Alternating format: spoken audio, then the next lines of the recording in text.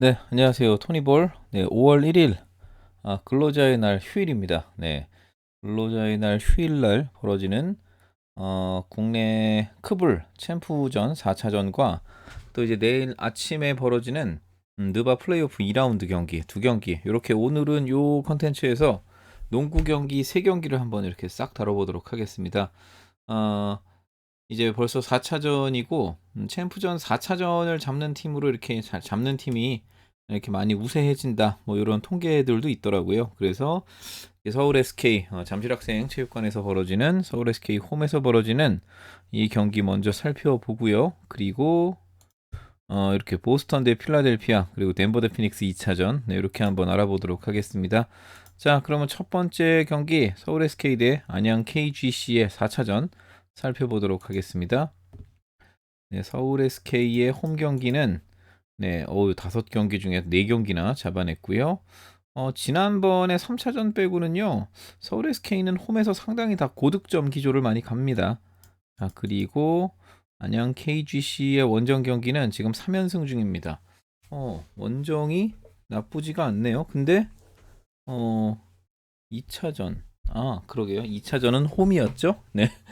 네, 2차전은 홈이었고 네, 원정에서는 3연승을 달리고 있고 SK는 홈에서 4승 이렇게 거뒀습니다. 자, 두 팀의 맞대결은요. 이게 우선순위가 이렇게 가장 최근 날짜를 기준으로 정렬을 좀 시켰는데요. 자, 보면은 어디 갔죠?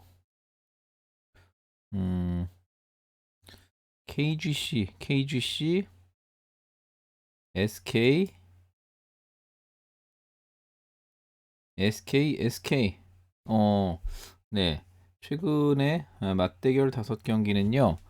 KGC가 2승, 서울 SK가 3승 이렇게 되었습니다. 자, 그러면 최근 팀별 경기력은요. 두 팀 다 충분히 승리한다라고 나오고 최근 SK의 득점은 85.6점, 안양 KGC는 81.4점.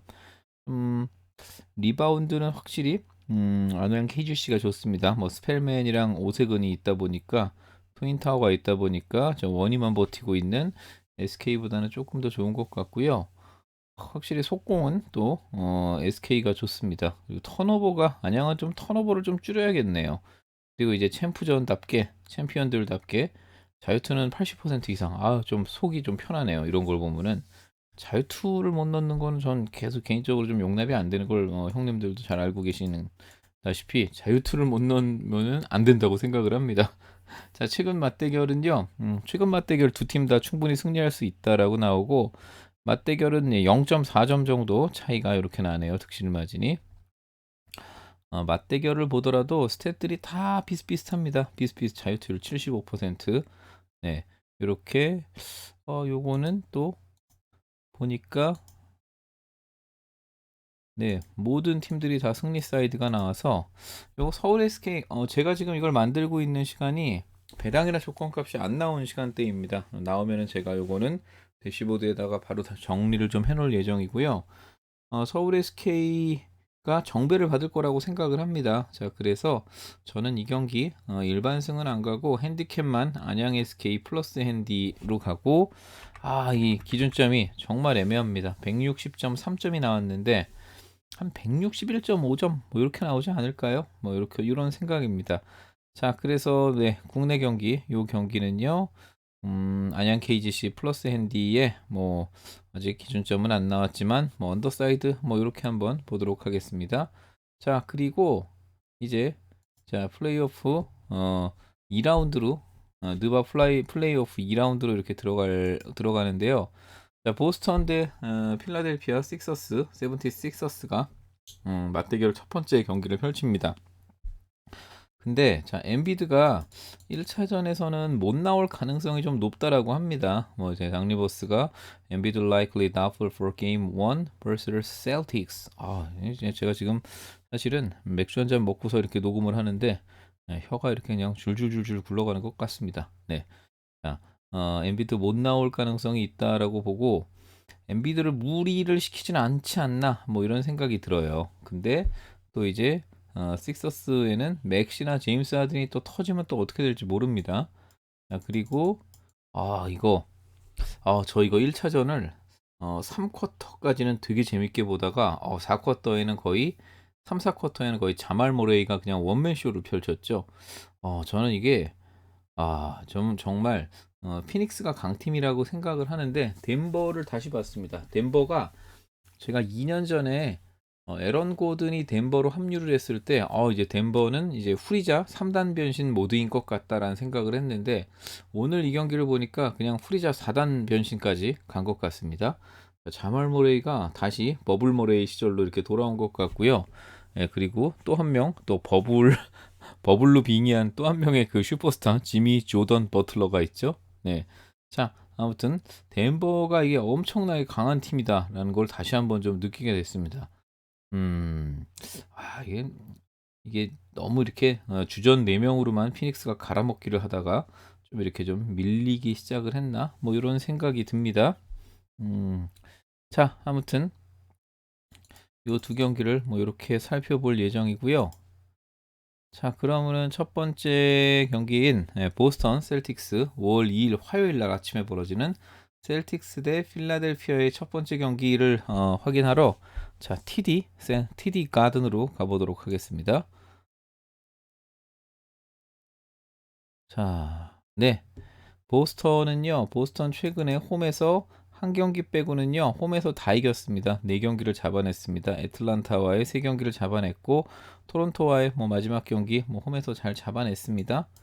자, 그리고 우리 필라델피아의 원정은, 필라델피아 원정 깔끔합니다. 지금 4연승 거두고 있습니다.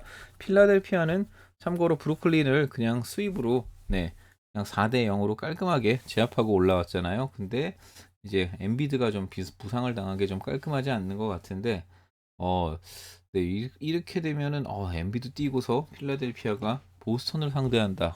이것도 또 되게 쉽지 않은 대결이라고 생각을 합니다.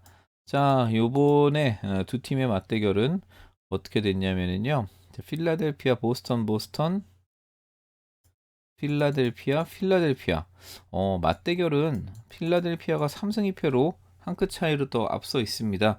자, 그러면은 보스턴의 홈 경기 그리고 필라델피아의 원정 경기는 두 팀 다 충분히 승리한다라고 나오고요.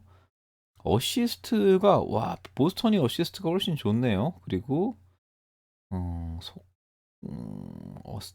스틸은 필라델피아, 블록도 보스턴. 이 블록이 보스턴이 더 좋네요. 이것도 조금은 약간은 이게 보스턴이 더 좋다고 뭐 이런 수치입니다. 자, 야투율은 보스턴이 좋은데 3점은 필라델피아가 더 좋습니다. 최근에 보스턴 경기에서 보쌈이 터지는 일을 제가 잘 못 본 것 같거든요. 근데 필라델피아는 맥시가 지금 이상하게 터지는 날들이 좀 많아서 그런지 3점은 필라델피아가 좋고요. 자유투도 필라델피아. 하지만 전반적인 EFF 수치는 보스턴이 더 좋습니다. 두 팀 다 최근 홈이나 원정은 승리한다라고 나오고요.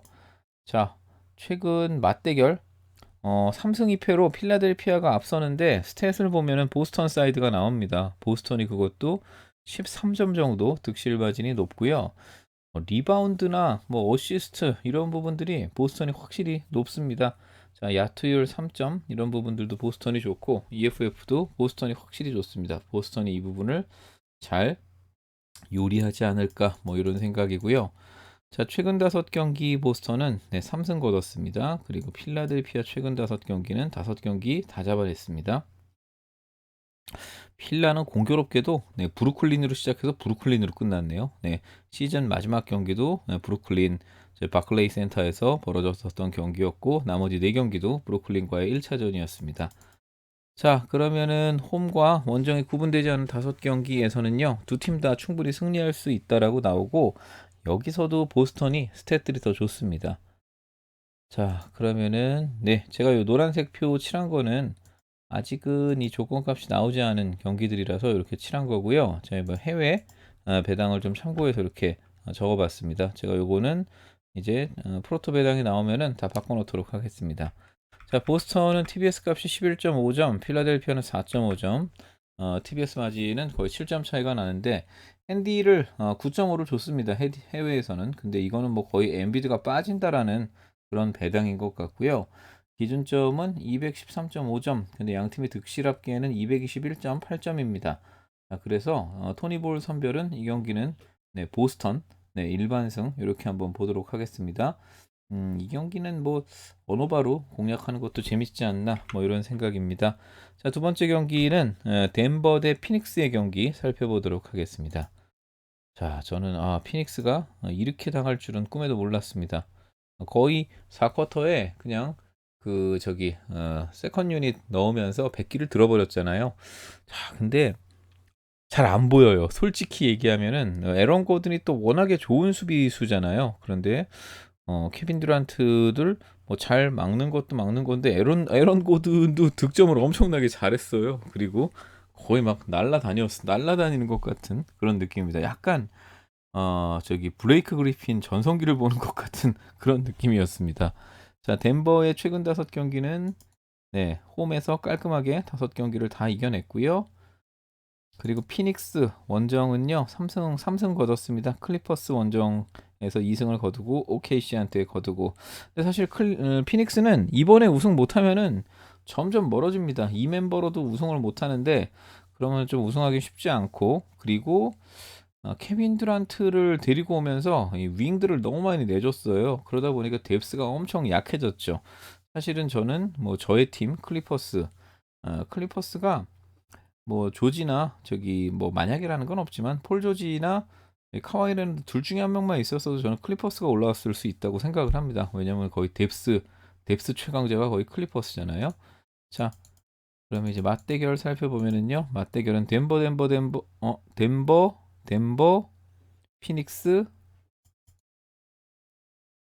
덴버. 네, 덴버가 3승 2패로 네, 조금 더 앞서는 부분이 있습니다. 자, 최근 덴버의 홈 경기, 피닉스의 원정 경기 보면은 피닉스가 원정에서도 승리를 못 거두는 걸로 나옵니다. 네, 덴버 홈은 당연히 승리를 거두고요. 스탯들을 보면은 뭐 EFF는 비슷비슷합니다. 135 대 134. 근데 피닉스가 실점이 너무 많습니다.